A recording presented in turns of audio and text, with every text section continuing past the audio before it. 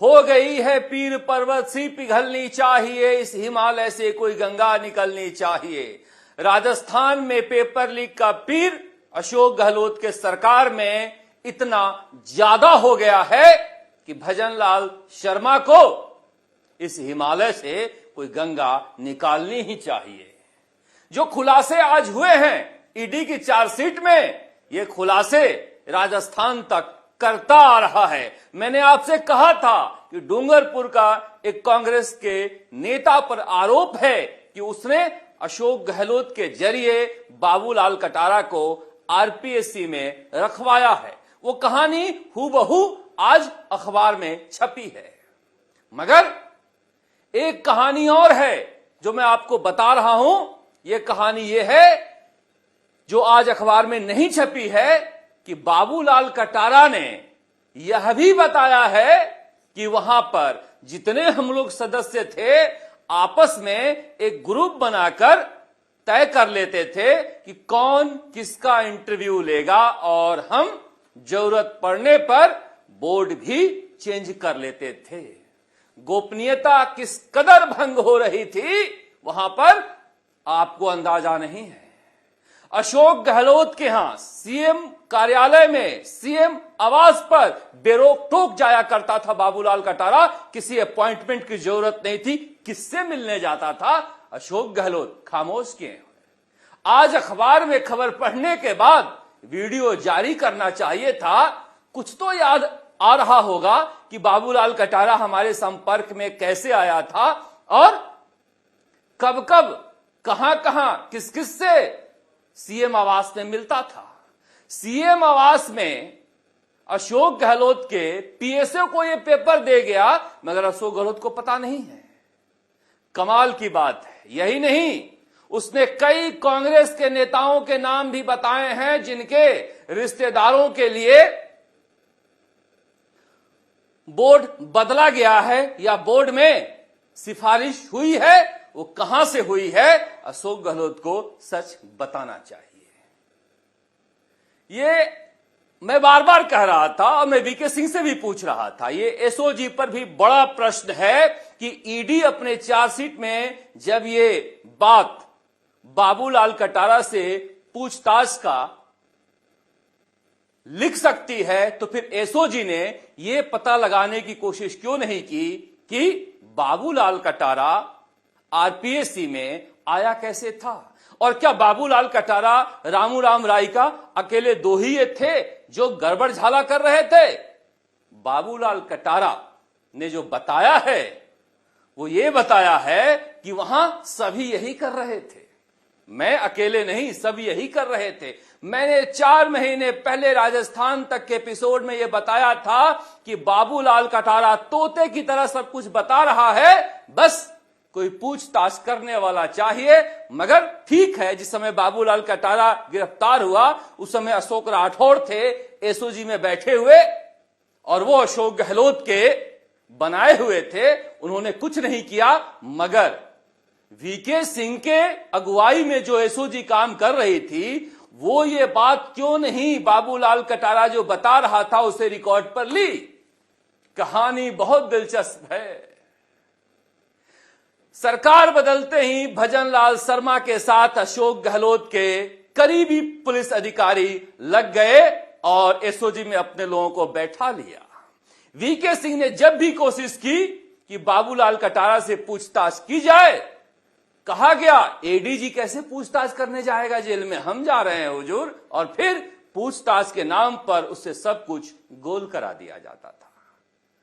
अशोक गहलोत जी, बाबूलाल कटारा आपके रहते हुए गिरफ्तार हुआ था, मगर कुछ भी खुलासा नहीं हो पाया था।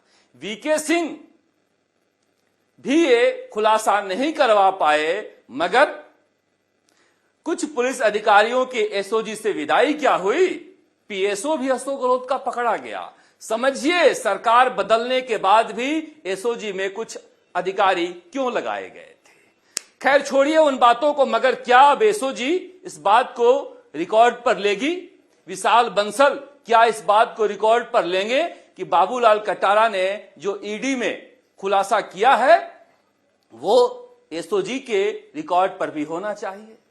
मैंने आपसे कहा था कि बाबूलाल कटारा ने बताया कि मैं दिनेश खोरनिया के साथ काम किया हूं और वहां पर लंबे समय से हमारी जान पहचान भी रही है और तय हुआ था 1 करोड़ में, मैं उस समय 1 करोड़ बताया था, अखबार में 1 करोड़ 20 लाख लिखा हुआ है कि 1 करोड़ या 1 करोड़ 20 लाख तुम दोगे और मैं तुम्हें बना देता हूं यहां पर आरपीएससी में, और ये पैसे मुझे नहीं देने हैं, मुझे पैसे की जरूरत नहीं है, मेरे जीजा जी हैं सगवाड़ा में, उनका एक अस्पताल है, अब अखबार के अनुसार मनोज जैन नाम है उनका, उनको देकर आना, और 20-20 लाख की 2 किस्तें उसने दी, उसने ये कहा है, और वो पैसे इसने पेपर बेचकर दिए।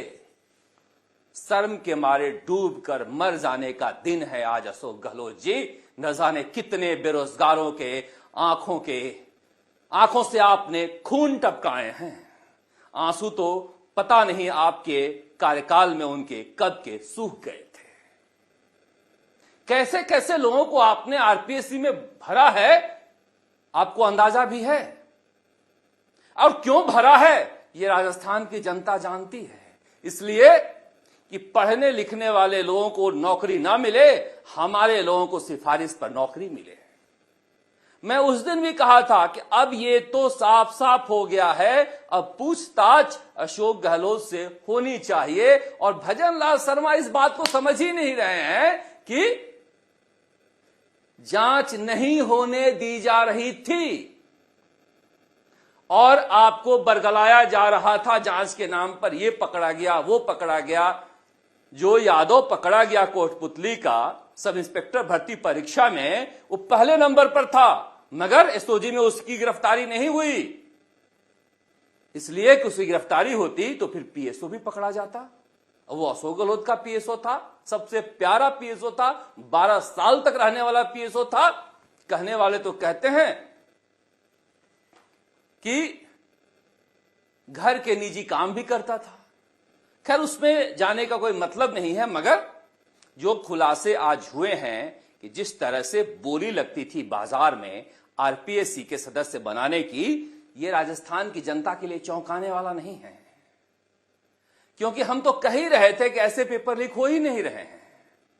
रीट में जिस तरह से बचाव किया गया, उस समय जितने भी लोग थे सबको छोड़ दिया गया। जो राजस्थान माध्यमिक शिक्षा बोर्ड का अध्यक्ष था उसे भी छोड़ दिया गया। अशोक गहलोत ने कहा गलती कीमत मांगती है और इस्तीफा लेकर जल्दी रवाना कर दिया कि कहीं पकड़ा न जाए। मगर इसने यह बताया कि आरएएस के इंटरव्यू में भी हमने पैसे लिए हैं, कृषि अधिकारी के इंटरव्यू में भी हमने पैसे लिए हैं, कॉलेज लेक्चर के इंटरव्यू में भी पैसे लिए हैं, तो फिर वो कौन कौन आरएएस हैं? तहसीलदार हैं, नायब तहसीलदार हैं, अकाउंट सर्विस में हैं, जिसे इसने पैसे लेकर परीक्षा में पास किया है। अब तो ये पंडोरा बॉक्स खुलना चाहिए भजन लाल शर्मा जी, ना खुले तो राजस्थान की जनता आपको भी माफ नहीं करेगी। जब बाबूलाल कटारा ने ये बोल दिया है ईडी की चार्जशीट में कि हमने आरएएस परीक्षा में भी मदद की थी इंटरव्यू के दौरान, तो फिर किसकी किसके मदद की थी ये रिकॉर्ड पर लीजिए आप। एसओजी में मैं बार बार कह रहा था कि जितना काम होना चाहिए वो नहीं हो रहा, इसलिए कि वीके सिंह ईमानदार हो सकते हैं, मगर ईमानदार होना अपने आप में काबिलियत नहीं है। काबिलियत है कि आपके नीचे क्या हो रहा है उसकी जानकारी भी आपके हो। और क्या वीके सिंह अशोक गहलोत या फिर कांग्रेस के नेताओं का नाम नहीं आना देना चाहते थे ताकि हम विवाद में न पड़े? तो फिर जांच का मतलब क्या है? इसलिए कहा जा रहा है कि जो कुछ हुआ एसओजी में वो ठीक नहीं हुआ। ईडी में उतने काबिल पुलिस अफसर नहीं होते जितने काबिल पुलिस अफसर एसओजी में हैं, मगर इसके बावजूद एसओजी अब तक मौन रही है।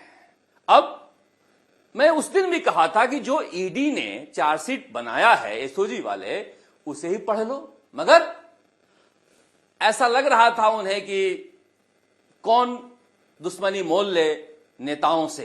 पर अब इस खुलासे के बाद भजनलाल शर्मा के ऊपर बड़ी जिम्मेदारी है कि जब मोदी सरकार ये कर सकती है तो भजनलाल शर्मा की सरकार क्यों नहीं कर सकती। और ये खुलासा होना जरूरी है, क्योंकि बार बार मैं कहता हूं कि आरएस 2018, 2021 तो फिर भी कुछ संभला हुआ था, आरएस 2018 तो कुएं में भांग मिला हुआ है।